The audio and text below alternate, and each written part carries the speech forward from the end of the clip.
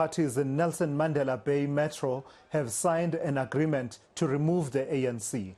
Parties are in a bid to oust Mayor Eugené Johnson and her coalition.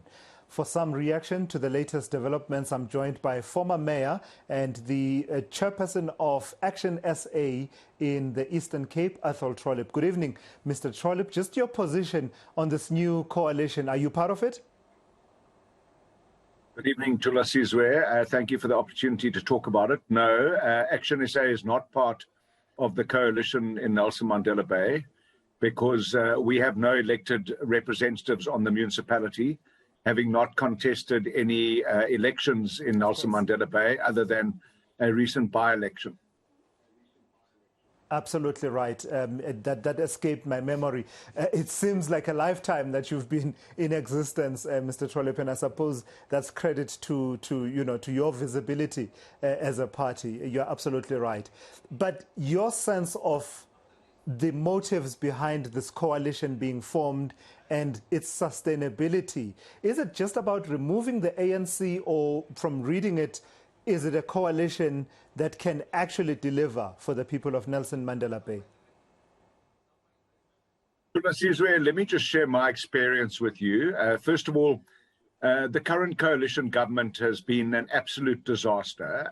In fact, not only from the last local government election, the coalition government since I was ousted as the mayor has been a disaster, and the consequences of that is that Nelson Mandela Bay has really become extremely neglected. They've also lost close to R1 billion worth of equitable share funding because they haven't been able to spend their money or govern properly.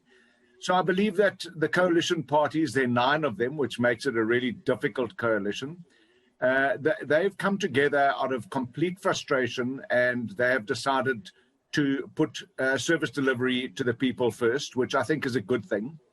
I listened to the press conference today, and I heard some really good noises coming from all the political parties about putting petty differences aside and putting people first and governing properly and having accountability and transparency. So I really wish them well, because the people of Nelson Mandela Bay did have a taste of change and how things can improve, and then they went backwards at an alarming rate. But I do want to just say that, I was the mayor of a 61-seat coalition, which was a majority, a 50% majority plus 1 seat. Shortly after we engaged in that coalition, the UDM stopped voting with us.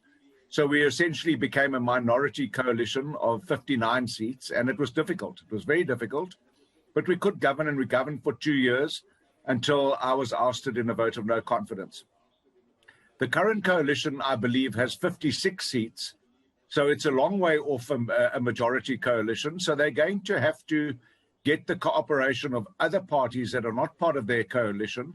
And I think therein lies the rub. First of all, it's going to be very difficult governing with 9 parties, and they will have to be committed to their coalition memorandum of understanding or agreement. And the only way that happens is if all the political parties respect the coalition in every clause, and that they sign it in blood. If they don't do that, it's going to be almost impossible to govern. But they will have to get cooperation from other political parties in order to get majority vote decisions in council, and that's going to be interesting to see how they do that. Lastly, Mr. Trollip, how urgent is the moment for Nelson Mandela Bay? We know about the drought and the water situation, part of which has got to do with delays in infrastructure development that had been promised many, many years ago, but part of it is grounded in, the weather patterns and climate conditions. But how urgent is the moment for Nelson Mandela Bay to get governance right? Tula Sizwe, I don't think it could be more urgent. I think it's absolutely crucial that there's a change of government in Nelson Mandela Bay. And I think it's a really good exercise as a precursor to what South Africa is going to experience in 2024. I believe that the more political parties learn to cooperate with each other, respect each other, put voters first, that it'll be a really good precursor to what's going to happen in 2024, because I'm of the belief that the ANC is going to be brought well below 50%, and then other realistic, competent, capable political parties should be able to work together to offer South Africans something different and something that will bring prosperity to our country. So I think it couldn't be more urgent, and I wish them all the very best with their new coalition in Nelson Mandela Bay.